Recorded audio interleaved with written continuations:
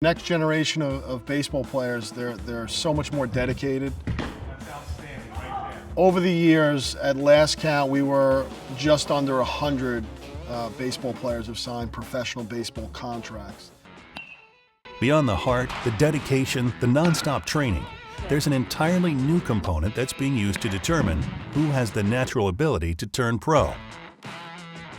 And that component is technology.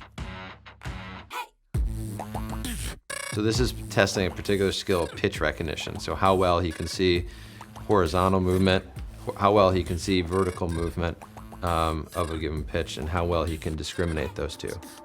Now, trainers are able to peer not only at the performance of an athlete, but rather into their brains. What we can tell is how well the visual parts of the brain are connecting and talking to the movement parts of the brain.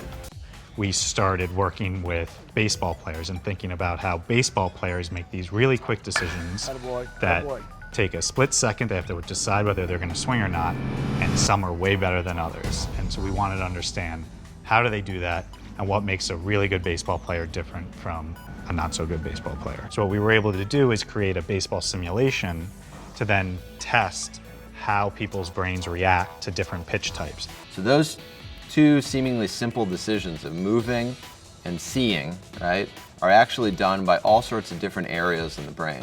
And all these different areas in the brain have to be connected to one another and have to communicate with one another, all in the space of 4/10 of a second. So what we learned from what you Co-founders Jordan Muraskin and Jayden Stroman of deCervo are using EEG technology to measure the reaction and recognition skills of hitters.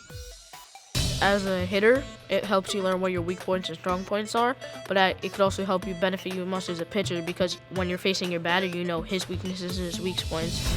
How do you find a kid who doesn't really look like a great hitter, but he's really got that $1 million brain for recognizing pitches?